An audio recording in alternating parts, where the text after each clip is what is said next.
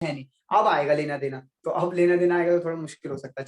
चलो, मॉलिक्यूलिटी मैंने ये समझाया था कि जब मॉलिक्यूल्स आपस में टक्कर मारते हैं तो एक पर्टिकुलर डायरेक्शन में, पर्टिकुलर एंगल में टक्कर मारनी चाहिए, तब जाके वो प्रोडक्ट में कन्वर्ट होंगे। अब यहाँ पे ओरिएंटेशन फैक्टर ही इसका रीजन था, मैंने आपको बताया भी था। तो आप खुद ही देख लो कि 4 मॉलिक्यूल्स एक पर्टिकुलर एंगल पे टकराएं, इसकी प्रोबेबिलिटी बहुत कम है।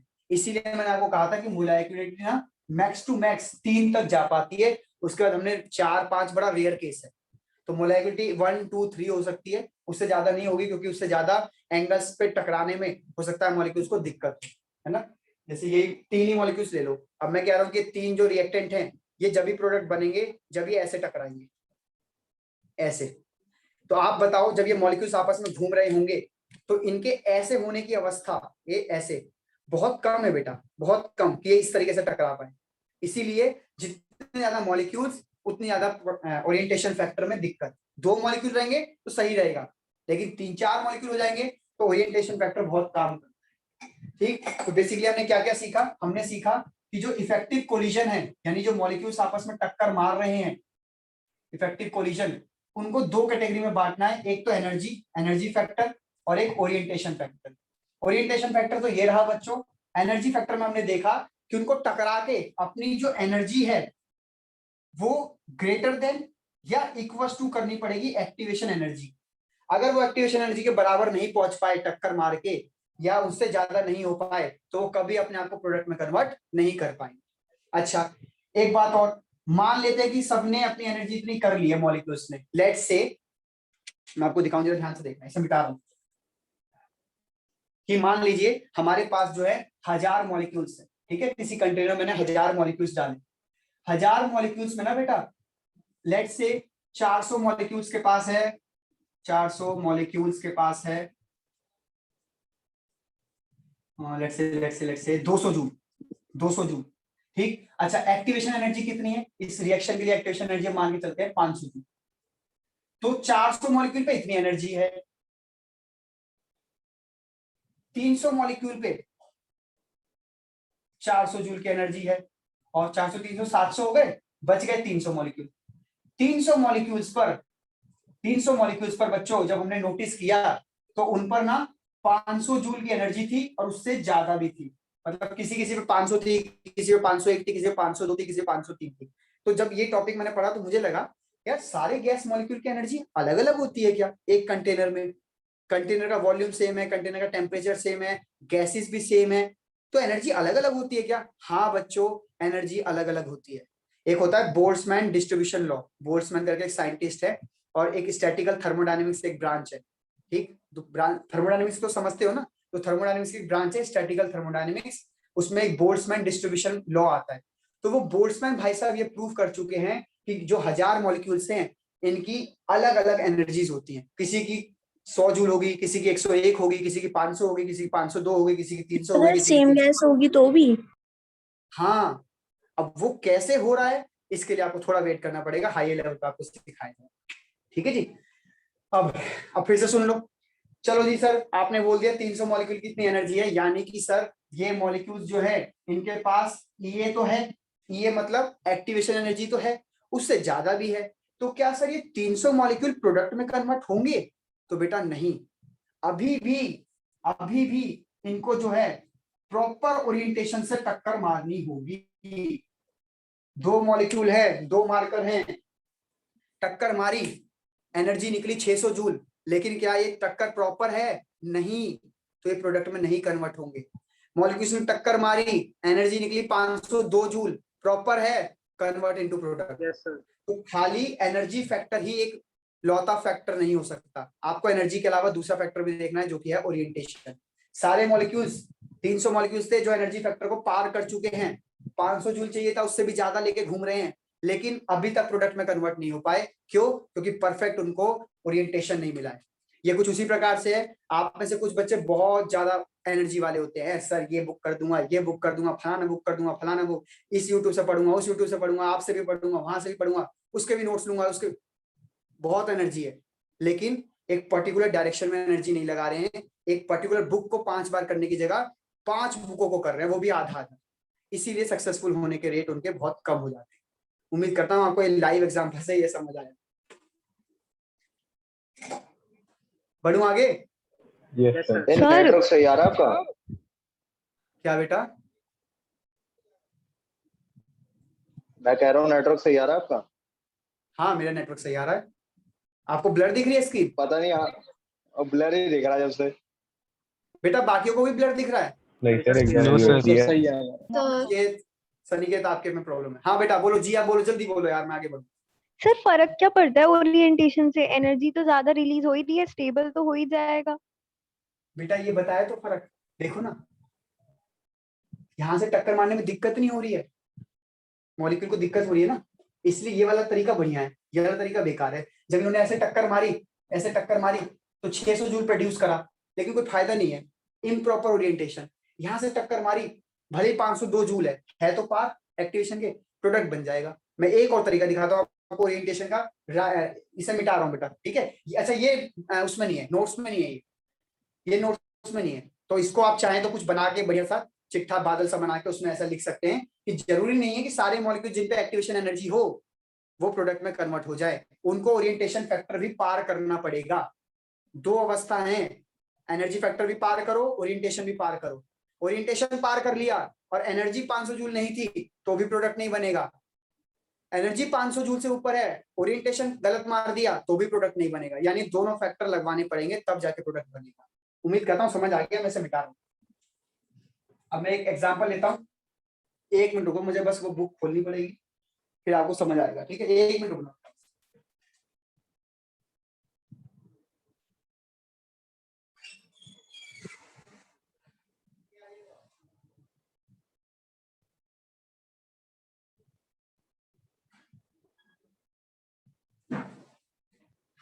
ये रही वो बुक, और बुक में है ओपी टंडन बुक है, ठीक है?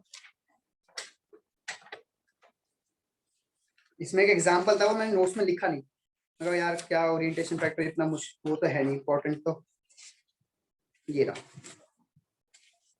देखो जरा ध्यान से देखना बच्चों। एक रिएक्शन है NO2 plus CO gives NO plus CO2, ये एक रिएक्शन है बेटा, ठीक है?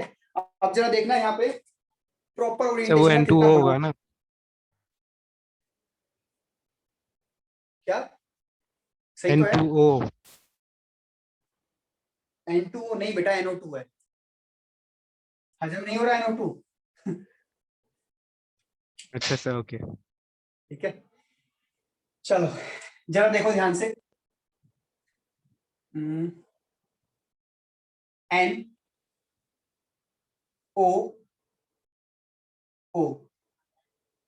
ठीक है, ये एक पर्टिकुलर मैंने इसका डायग्राम सा बना दिया। CO का देखो डायग्राम, C और O, लो जी। अब ये दोनों एक दूसरे की तरफ अप्रोच करेंगे, ठीक? अब अप्रोच करने का जरा वो देखना ध्यान से कि अगर ये ऐसे ऐसे टकरा गए ठीक सामने सामने, तो सामने सामने टकरा के देखो ये कैसा दिखेगा, कुछ इस तरीके से शक्ल दिखेगा इसका, ध्यान से देखना। NOC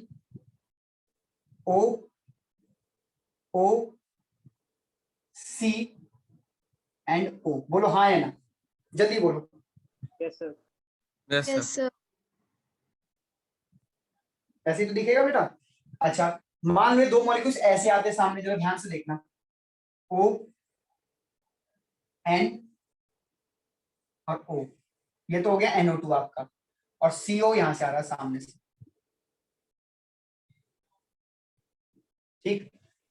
इस प्रकार से ये, हाँ अब ये इस तरफ से आ रहे हैं, जरा ध्यान से देखना। जब ये ऐसे आएंगे ना तो बेटा यहाँ से ये CO2 अलग हो जाएगा और NO अलग हो जाएगा और ये प्रोडक्ट बन जाएगा। देखो ये रहा NO, ये रहा CO2, ये रहा। तो इस तरीके के ओरिएंटेशन को आप कहेंगे प्रॉपर, ये प्रॉपर ओरिएंटेशन है बेटा, जब मॉलिक्यूल इस तरीके से टकराएंगे। और अगर मान लो मॉलिक्यूल ऐसे टकरा गए तो बेटा ये जो कॉम्प्लेक्स बनेगा वो कॉम्प्लेक्स कुछ इस तरीके से बनेगा, O O N C और O, इस तरीके से बनेगा ये कॉम्प्लेक्स, आराम से देख लीजिए। और यहाँ पे जो है ये N और C तो कोई प्रोडक्ट बनाएंगे नहीं, तो ये वापस यहाँ से टूट जाएगा और इस प्रकार से वापस से रिएक्टेंट ही बन जाएंगे, यानी NO2 प्लस CO। तो वही मैं आपको कह रहा था कि दो मार्कर आए, टकराया, टकराने के बाद वापस से चले गए, वापस रिएक्टेंट ही बन गए। ये रहा, दो आए इम्प्रॉपर ओरिएंटेशन हुआ, वापस से रिएक्टेंट बन गए। यहाँ पे दोनों आए, प्रॉपर ओरिएंटेशन हुआ, प्रोडक्ट में कन्वर्ट हो गए। आराम से देख लीजिए, ये इम्प्रॉपर का एग्जांपल है, यहाँ लिख देते हैं हम, ये इम्प्रॉपर है, इम्प्रॉपर ओरिएंटेशन, और ये प्रॉपर ओरिएंटेशन है। उम्मीद करता हूं आपको ओरिएंटेशन फैक्टर समझ आ गई। जल्दी करो, बढ़ूं आगे। Yes sir. ठीक, अब बच्चों मेरी बात सुनो, नोट्स खोलो, नोट्स में जाओ और कोलिजन थ्योरी नाम की हेडिंग ढूंढो। आई थिंक होगी 41-42 पेज पे होगी कोलिजन थ्योरी। वहां से आप पढ़ के आओ, एक हेडिंग होगी effect of temperature, effect of temperature, bracket में लिख दिया होगा मैंने एरेनियस इक्वेशन। इससे ऊपर ऊपर तक का सब पढ़ के आओ प्लीज, जल्दी। इससे ऊपर ऊपर तक का सब पढ़ के आओ नोट से। मैं आपका वेट कर रहा हूँ, सिर्फ मात्र 3 या 4 पेज पढ़ने हैं आपको। मैं इतना बोर्ड क्लियर कर देता हूँ अपने। काफी टाइम लगा दिया आपने इफेक्ट समझने में।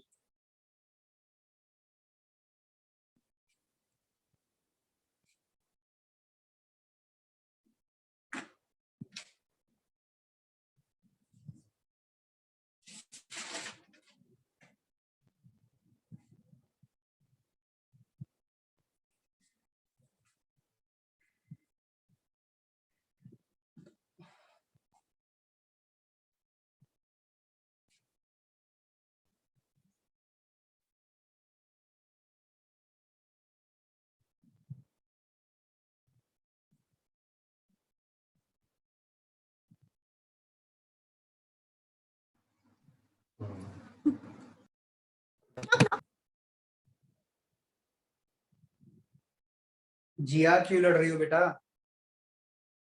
मेरा तो माइक ही ऑन नहीं है। अच्छा,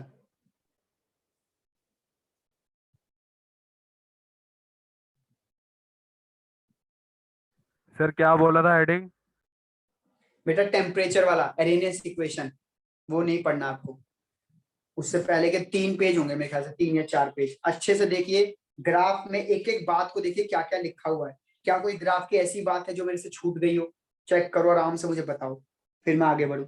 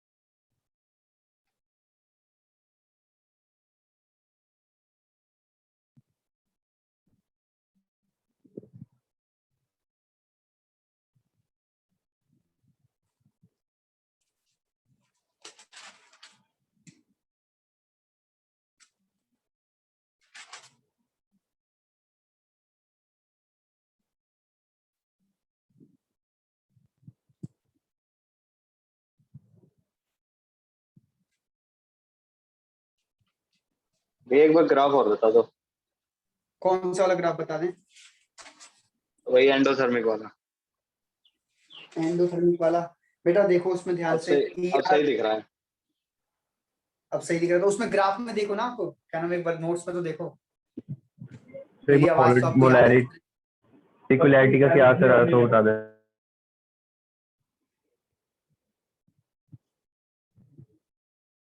क्या मोलैरिटी मोलैरिटी बोल रहे हो? मोलैरिटी नहीं, मॉलिक्यूलैरिटी। हाँ, मोलैक्युलरिटी तक पढ़ना है। हाँ, यस वो पॉइंट पढ़ना है। सनिकेत बेटा ग्राफ देखो एंडोथर्मिक का, नोट्स में से एक बार देखो। और आपको मेरी आवाज तो सुनाई दे रही होगी उस टाइम, तो आवाज को थोड़ा याद करो कि मैंने क्या क्या पॉइंट्स बोले थे। वो सारे पॉइंट्स उसमें लिखे हुए हैं। थ्रेशोल्ड एनर्जी पता होनी चाहिए आपको क्या होता है, एक्टिवेशन एनर्जी आपको पता होना चाहिए क्या होता है, ठीक है। रिएक्टेंट ऑफ एनर्जी कहाँ पे दिखा रखी है, प्रोडक्ट की एनर्जी कहाँ दिखा रखी है, और एक्टिवेटेड कॉम्प्लेक्स पीक पे आता है, ये आपको पता होना चाहिए। और डेल्टा एच जो है इस केस में पॉजिटिव कैसे आ रहा है वो आपको पता होना चाहिए। और डेल्टा एच जो है फॉरवर्ड रिएक्शन की activation energy minus backward reaction की एक्टिवेशन एनर्जी के बराबर है। ये भी आपको कैसे निकाला है ये पता होना चाहिए। इसमें से कोई भी चीज समझ नहीं आ रही तो आप पूछो, फिर मैं उसको बताऊं, वरना मैं आगे बढ़ूं। खत्म करना है भाई आज 4 बजे तक टॉपिक। सर 2 या 3 से ज्यादा मॉलिक्यूल्स प्रॉपर ओरिएंटेशन कर ही नहीं सकते। बेटा करने को तो कर सकते हैं, लेकिन मैं आप प्रोबेबिलिटी पे बात देखो। सर मतलब एकदम पूरा अटैच होना चाहिए उस हिसाब से देख। हाँ हम मना नहीं कर रहे, मना करने को क्या है, 10 मॉलिक्यूल आपस में मारो प्रॉपर ओरिएंटेशन, हमें क्या है, हम पॉसिबिलिटीज देखते हैं कि यार जब आप बताओ 2 मॉलिक्यूल्स को ऐसे टक्कर मारना है बिल्कुल यहाँ पे, इनको इतनी दिक्कत होगी कि कभी ये यहाँ आ रहे हैं, कभी ऐसे आ रहे हैं, कभी ऐसे, टक्कर हो ही नहीं पा रही है ये वाली प्रॉपर। तो जब तुमने 3 मॉलिक्यूल ले लिए और तीनों को एक पर्टिकुलर एंगल पे टक्कर मारना है तो कितना मुश्किल है। फिर भी तुम माने तुम 4 मॉलिक्यूल ले आए तो 4 मॉलिक्यूल तो फिर पर्टिकुलर एंगल पे टक्कर मारना 2 के लिए बहुत मुश्किल है यार। तुम 2 के लिए देखो ये कितने तरीके से टक्कर मार सकता है, कोई गिनती है? इनफाइनाइट तरीके से टक्कर मार सकता है, जिसमें से सिर्फ एक टक्कर इनको प्रोडक्ट में कन्वर्ट करेगी। तो पॉसिबिलिटीज देख लो क्या है, 1/इंफिनिटी है। Infinity total Yes, sir. और 1 सिर्फ ये है कि 1 तरीके से अपने आप को प्रोडक्ट में कन्वर्ट करेगी। तो तुम देखो। यस सर हो गया। सर हाँ सर ये ग्राफ में एक्टिवेशन वाला समझ नहीं आ रहा, बैकवर्ड फॉरवर्ड माइनस कैसे कर दिया पता नहीं। बता ही दो भैया एक बार जरा। समझा ही रहा हूँ। यहाँ पे ER है, ठीक, यहाँ से आपने एनर्जी बढ़ी इसकी और ये पीक पे पहुंचा और यहाँ पे प्रोडक्ट पे आ गया, ये प्रोडक्ट है EP, ठीक। यहाँ से मैंने एक रिएक्टेंट की लाइन खींच दी, एक लाइन मैंने प्रोडक्ट के लिए खींच दी, एक लाइन मैंने इसके पीक के लिए खींच दी। अब ध्यान से सुनना, ये पीक से लेके यहाँ तक, या इस तरफ मत बनाओ वरना तुम फिर कंफ्यूज रहो, इस तरफ बनाओ, यहां से लेके यहां तक रिएक्टेंट की एनर्जी ये थी, कॉम्प्लेक्स तक इन्हें जाना है, ये रहा एक्टिवेटेड कॉम्प्लेक्स, यहां तक इनको अपनी एनर्जी करनी है। तो ये जो एनर्जी कहलाएगी, ये कहलाएगी एक्टिवेशन एनर्जी, लेकिन ये रिएक्टेंट की एक्टिवेशन एनर्जी है, रिएक्टेंट को चाहिए ये, तो मैंने यहाँ पे R लिख दिया।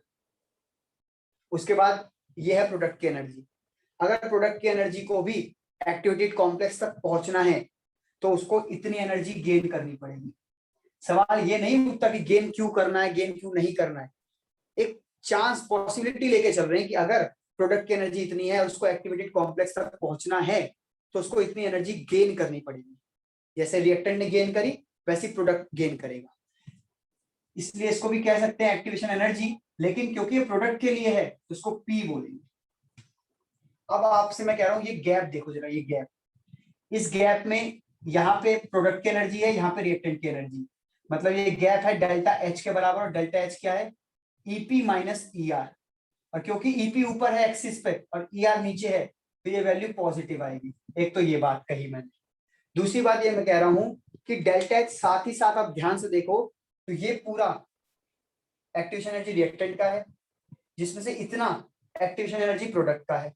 तो ये बचा हुआ जो है, ये बचा हुआ ये किसके बराबर होगा बताओ जी, आप ही बताओ। ये पूरा एक्टिवेशन एनर्जी रिएक्टेंट का है, ये पूरा एक्टिवेशन एनर्जी प्रोडक्ट का है, देखो ये रहा। तो ये इतना गैप किसके बराबर है बताओ? डेल्टा एच माइनस करूं कि नहीं इन दोनों माइनस, को? Yes gap sir. Yes sir. हाँ तो लो माइनस कर रहा हूं। अब क्या ये गैप जो है ये डेल्टा H के बराबर भी है, हाँ या ना? Yes sir. इसीलिए मैंने इसके आगे डेल्टा H लिख दिया। अब भी नहीं आया क्या समझ? तो ये रिएक्टेंट वाली फॉरवर्ड है, प्रोडक्ट वाली बैकवर्ड है ना? ऑब्वियस, आप रिएक्टेंट से रिएक्टेंट से प्रोडक्ट जाते हैं तो फॉरवर्ड रिएक्शन है, आप प्रोडक्ट से रिएक्टेंट की तरफ आते हैं तो ये बैकवर्ड रिएक्शन है। तो यहाँ फॉरवर्ड भी लिखा हो सकता है, बैकवर्ड भी लिखा हो सकता है, रिएक्टेंट भी लिखा हो सकता है, प्रोडक्ट भी लिखा हो सकता है, सारे एस्पेक्ट लेके चल रहे हैं कि क्या क्या लिखा आ सकता है पेपर में, है ना। मान लो ऐसे बोल दे, देखो अब क्वेश्चन ही देख लो, मान लो बोल दे कि enthalpy of a reaction is 400 joule, and activation energy of reactant is activation energy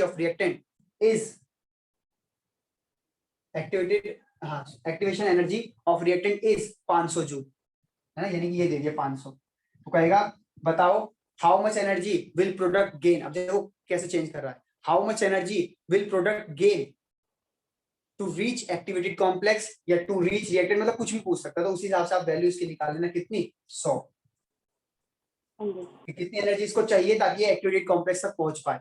तो आपने कहा सर ये 500 है, सर ये आपने दे दिया 400, तो यानी ये गैप जो है वो 100 के बराबर निकला। फिर तो इस तरीके से आप कर सकते हैं क्वेश्चन को। इसका स्क्रीनशॉट ले लीजिए, इसका क्वेश्चन खुद बना लेना लैंग्वेज में। अब मिटा दूं क्या, मैं आगे बढ़ूं? यस मिटा दो सर।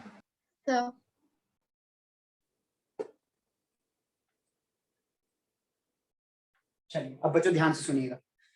अब हम पढ़ने जा रहे हैं बेटा टेम्परेचर का डिपेंडेंस। टेम्परेचर का डिपेंडेंस किस पे पढ़ने जा रहे हैं जी? Rate of reaction. क्या बात कर रहे हो, तो सब पहले पढ़ा चुके हो। हमने आपको पहले पढ़ा दिया था कि टेम्परेचर बढ़ाओगे तो रेट ऑफ रिएक्शन बढ़ेगी, टेम्परेचर बढ़ाने से काइनेटिक एनर्जी बढ़ जाती है, वो और टक्कर मारने लगते हैं और रेट ऑफ रिएक्शन बढ़ जाती है। तो ये हमने आपको बताया था ऊपर से। प्रूफ क्या है सर? तो प्रूफ अब यहाँ पे निकलेगा, जरा ध्यान से देखिएगा। और इसी प्रूफ को बेटा एरेनियस लेकर आए। एरेनियस इक्वेशन, एरेनियस इक्वेशन का डेरिवेशन वगैरह आपके कोर्स में नहीं है, सीधा फॉर्मूला दिखाया जाता है पेपरों में सीधा। तो मैं फॉर्मूले को कोशिश करूंगा कि थोड़ा लेकर आऊं कहीं से, ताकि आपको थोड़ा बहुत लिंक कर पाओ कि ये फॉर्मूला यहाँ से आए। फिर उस पर न्यूमेरिकल करना है आपको प्रैक्टिस। न्यूमेरिकल के लिए मैं एक भी न्यूमेरिकल प्रैक्टिस नहीं कराऊंगा, मैं सीधा आपको बता दूंगा कि ऐसे ऐसे वैल्यूज देगा, ऐसे ऐसे पुट करना है। आपको पीडीएफ बना के आज ग्रुप में मिल जाएगी, आप बैठ के सॉल्व करना, आंसर्स भी लिखे होंगे साथ साथ, देख लेना, आपको आ जाएगा समझ। ठीक है, अब मैं आगे बढ़ता हूँ। देखो हमें पता है कि कोई रिएक्शन अगर ए से पी जा रही है तो रेट ऑफ लॉ इसका लिखने बोलूं कि रेट लॉ बताइए, तो आप कहेंगे सर के इज इक्वल टू ए की पावर एन, और यहाँ एन क्या है? Order of reaction, order of reaction. उसके बाद अगर मैं कहता हूँ कि बेटा ये कंसंट्रेशन जो है आप इसको फिक्स कर लो, यानी कांस्टेंट, यानी आप इसको चेंज मत करना, एक बार आपने जितनी ले ली है ना। तो आप मुझे बताइए जब आपने ये कांस्टेंट कर दिया है तो जो रेट है वो डायरेक्टली प्रोपोर्शनल हो गया है रेट कांस्टेंट के। ये क्या है? Rate of reaction. ये क्या है? Rate constant. तो किसी पर्टिकुलर कंसंट्रेशन के लिए जब कंसंट्रेशन फिक्स कर दी जाती है तो रेट जो है प्रोपोर्शनल हो जाता है कांस्टेंट के। जितना के की वैल्यू बड़ा होगा घटा होगा उतना ही आर भी बढ़ेगा या घटेगा। तो क्या मैं रिलेशन लिख दूं? क्या यहाँ तक सही है? आगे बढ़ूं मैं? यस यस ठीक है। जीरो ऑर्डर की तरह हो गया, क्या बेटा? जीरो ऑर्डर की तरह हो गया तो। हाँ कह सकते हो जीरो ऑर्डर के ऊपर। ठीक है, अब आगे बढ़ो। या आपको ऐसे नहीं करना तो आप ए की वैल्यू 1 मान लो, 1 मोलैरिटी मान लो, 1 मोलैरिटी। ठीक, अब तुम 1 मोलैरिटी की पावर चाहे 1 करो, चाहे 2 करो, चाहे 3 करो, चाहे 4 करो, कुछ भी करो, 1 की पावर कितनी ही कर लो, क्या रेट ऑफ रिएक्शन में कोई फर्क पड़ेगा? आप बताओ सोच के। नहीं पड़ेगा। अगर आप ए की जो कंसंट्रेशन है ये 1 m ले लेते हैं, 1 मोलैरिटी, तो 1 मोलैरिटी का चाहे तुम फर्स्ट ऑर्डर कर लो, सेकंड ऑर्डर कर लो, थर्ड ऑर्डर कर लो, कुछ नहीं फर्क पड़ेगा, है ना। इसीलिए उस केस में आर और के बराबर होते हैं। तो आर और के कब बराबर होते हैं? जब आप ए की वैल्यू जो है वो 1 ले लें। ठीक, अब आगे सुनिए, मिटा रहा हूं इसे। तो बेटा जो मेरा रेट ऑफ रिएक्शन है वो बराबर हो गया है के के। तो अब मैं के रिस्पेक्ट में पढ़ूंगा, जरा ध्यान से देखना। ए प्लस बी एक रिएक्शन है जो कि सी प्लस डी बना के देती है। ठीक, अब जो इसका के है वो डायरेक्टली प्रोपोर्शनल है बच्चों नंबर ऑफ कोलिजन्स पे। अभी तो बताया भाई कि जितनी ज्यादा कोलिजन्स होंगी उतनी ज्यादा रिएक्शंस होने के चांसेस। ठीक, तो इस नंबर ऑफ कोलिजन्स पे डिपेंड करता है के। सर के का लिख लो या आर लिख लो, एक ही बात है। अभी हमने डिस्कस किया आर और के बराबर है, तो ये लोग के लेके समझाते हैं, इसलिए मैं आपको के पर लेकर रहा हूं, वरना मैं भी आर से कर दूंगा। तो के डायरेक्टली प्रोपोर्शनल है नंबर ऑफ कोलिजन्स पे। ठीक, अब नंबर ऑफ कोलिजन्स जो है इसको आप कैसे जज करेंगे? तो इसको आप जज करते हैं फ्रीक्वेंसी से। फ्रीक्वेंसी क्या है कि एक सेकंड में जितने कोलिजन्स होंगे, एक सेकंड में जितने कोलिजन्स होंगे आप वो यहाँ पे वैल्यू पुट कर रहे होंगे। एक सेकंड में मान लो 50 टक्कर हुई, 50 कोलिजन्स हुए, तो आप यहाँ 50 वैल्यू पुट करोगे। लेकिन बच्चों मुझे बताओ, क्या वो 50 के 50 कोलिजन्स प्रोडक्ट में कन्वर्ट करने देंगे आपको? No sir. नहीं सर। नहीं, एक चीज आ जाएगी बीच में जिसको हम बोलते हैं इफेक्टिव कोलिजन। तो के इस पे तो डिपेंड करता ही करता है, साथ साथ के जो है वो डिपेंड करता है बेटा नंबर ऑफ इफेक्टिव कोलिजन।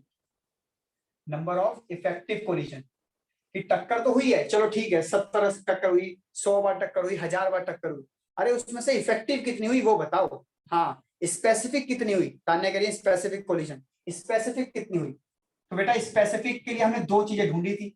एक तो ढूंढा था बेटा एनर्जी फैक्टर, एनर्जी फैक्टर, और एक हमने ढूंढा था बेटा प्रॉपर ओरिएंटेशन, प्रॉपर ओरिएंटेशन।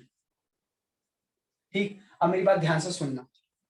कोई मॉलिक्यूल कैसे प्रॉपर ओरिएंटेशन करेगा, इसको आप कैसे कैलकुलेट कर सकते हो? तो इसको इन लोगों ने मैथ्स में परम्यूटेशन कॉम्बिनेशन नाम का चैप्टर है जिसमें पॉसिबिलिटीज निकालते हैं कि ये मॉलिक्यूल जो है दो, ये मॉलिक्यूल जो दो हैं ये कितने तरीके का कॉम्बिनेशन से जुड़ सकते हैं। तो एक कॉम्बिनेशन, दो कॉम्बिनेशन, तीन कॉम्बिनेशन, चार कॉम्बिनेशन, पांच कॉम्बिनेशन, छठा, ये छठा वाला अपना प्रॉपर वाला छठा कॉम्बिनेशन, सातवां कॉम्बिनेशन, इस तरीके से कॉम्बिनेशंस निकालते हैं परम्यूटेशन लगाकर। उम्मीद करता हूं मैथ वाले बच्चे तो समझ गए कि इसको हम जो है कैलकुलेट करते हैं परम्यूटेशन लगाकर, परम्यूटेशन कॉम्बिनेशन।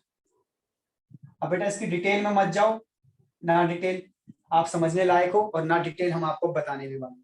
तो परम्यूटेशन कॉम्बिनेशन से इसका वैल्यू निकाला जाता है। सर इसका कैसे वैल्यू निकाला जाता है एनर्जी फैक्टर का? तो बेटा इसका जो है स्टैटिकल थर्मोडायनेमिक्स, मैंने आपको बताया एक ब्रांच होती है थर्मोडायनेमिक्स की, वहां से इसकी वैल्यू निकाल ली गई है डायरेक्ट। और वो डायरेक्ट वैल्यू जरा ध्यान से देखना प्लीज, बड़ा अजीब सा है यार।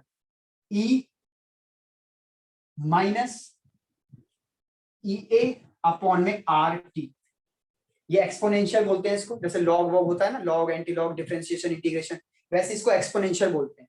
यहाँ पे EA तो एक्टिवेशन एनर्जी है, ये तो आपको पता है।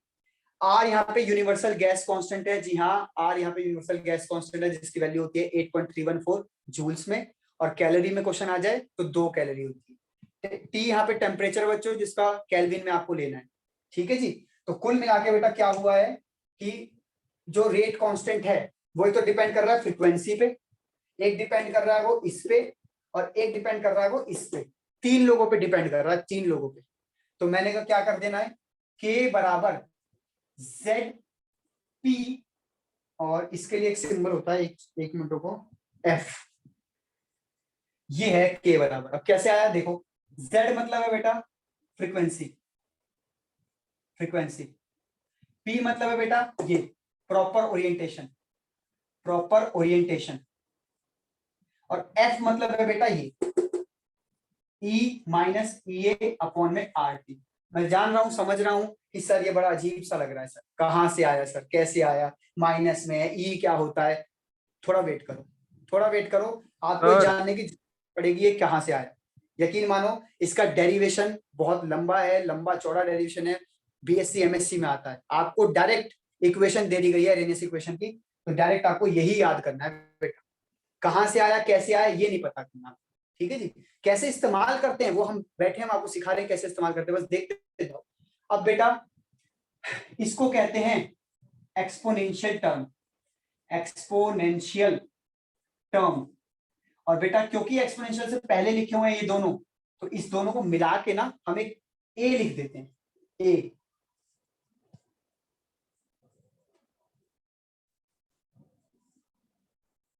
इन दोनों को मिला के हमने ए लिख दिया, ये भी एक कांस्टेंट हो जाता है क्योंकि फ्रीक्वेंसी 1 सेकंड में हमने फ्रीक्वेंसी देख ली कितनी है, वो अपना परम्यूटेशन कॉम्बिनेशन लगा लिया, फिक्स वैल्यू है, दोनों को मल्टीप्लाई करके ए आ गया। अब इस प्रॉपर इक्वेशन को आप कहते हैं एरेनियस इक्वेशन, एरेनियस इक्वेशन।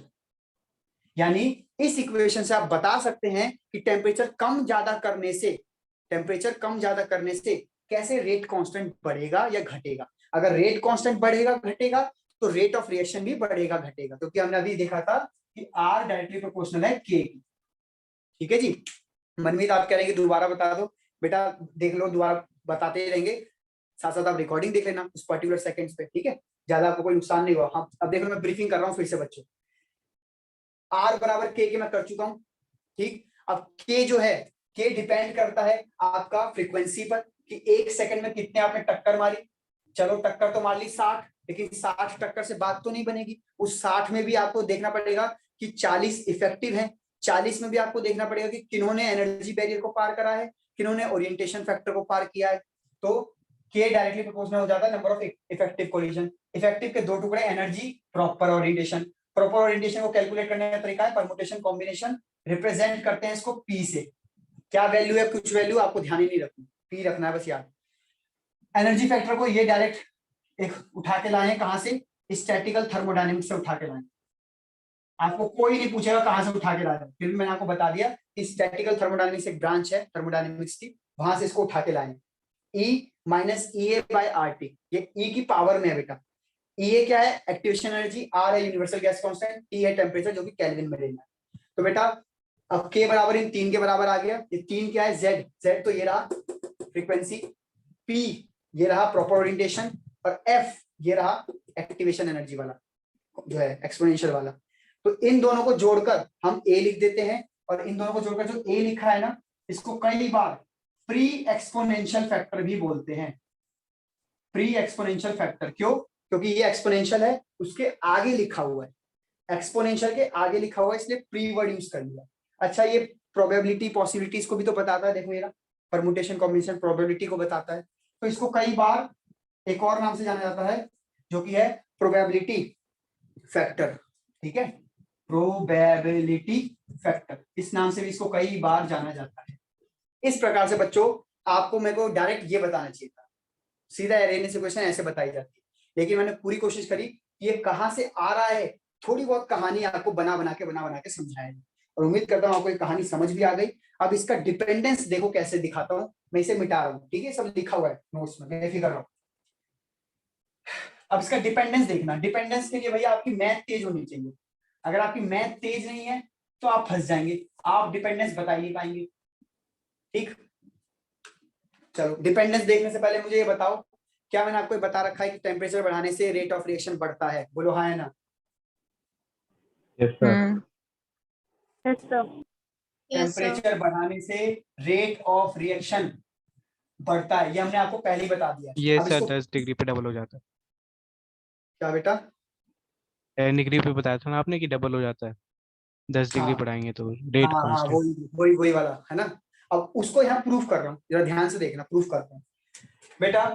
ये रहा, टेम्परेचर बढ़ा रहा हूँ, ध्यान से सुनना, टेम्परेचर को बढ़ा रहा हूँ। अब आप मुझे बताओ अगर टेम्परेचर को बढ़ा रहा हूँ तो अगर मैं कहूँ कि ये वाला जो टर्म है EA बाय RT, अगर ये वैल्यू बढ़ रही है तो ये ओवरऑल वैल्यू कम हो जाएगी या बढ़ जाएगी।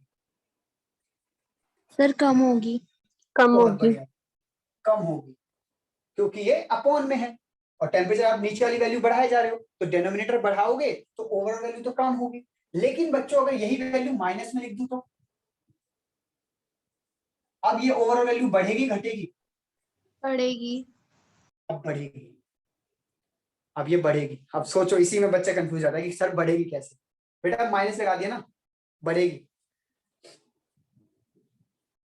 देखो बताता हूँ, एक छोटा नंबर लेकर बताते हैं।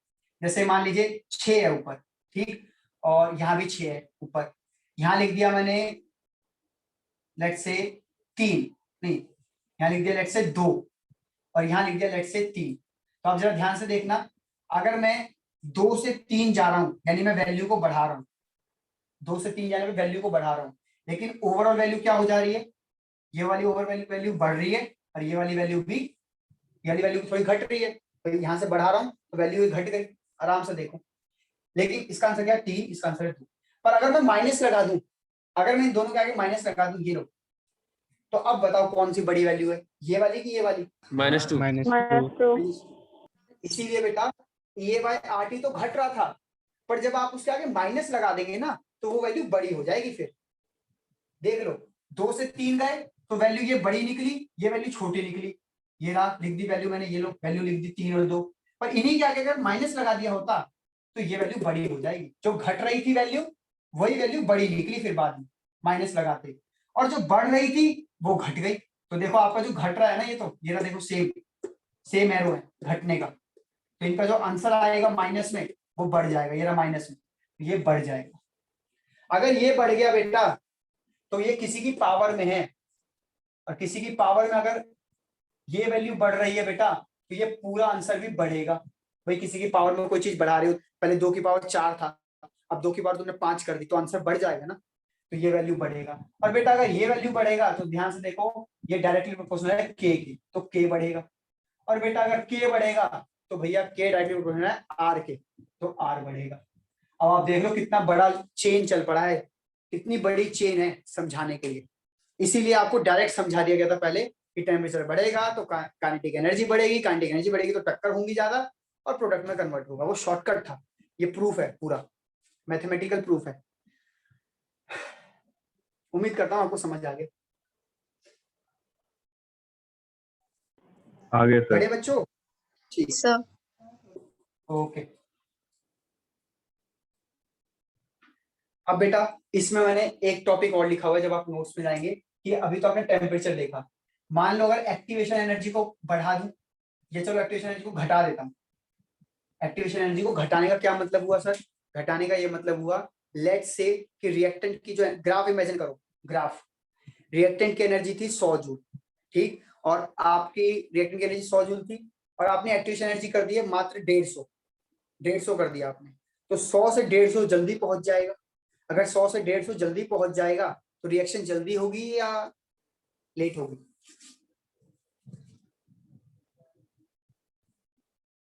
बोलो, ग्राफ से समझ आएगा लगता है। आवाज आ रही है मेरी? अरे ना बोल दो यस सर, सर, हमें आ नहीं रही है, आ समझ रही आया। है। एक बार क्वेश्चन रिपीट कर दो, समझ नहीं आया क्वेश्चन। चलो क्वेश्चन नहीं आया समझ। तुम लोग ये सोचो कि मैं फोन के सामने सिर्फ अपना चेहरा देख के बोल रहा हूँ, तो थोड़ा अगर आप लोग हाँ ना हूँ नू भी करोगे ना तो ऐसा लगेगा कि हाँ कोई है। नहीं तो भाई साहब पगला जाता हूँ, किसके सामने बोल रहा हूँ, पागल हो गया हूँ क्या? घर में कोई नहीं है, मैं पढ़ाई जा रहा हूँ। तो समझो यार बात को, कुछ हाँ हूँ भी बोलोगे ना तो बहुत फर्क पड़ जाता है। Yes sir. हाँ बस बस, अब रहने दो।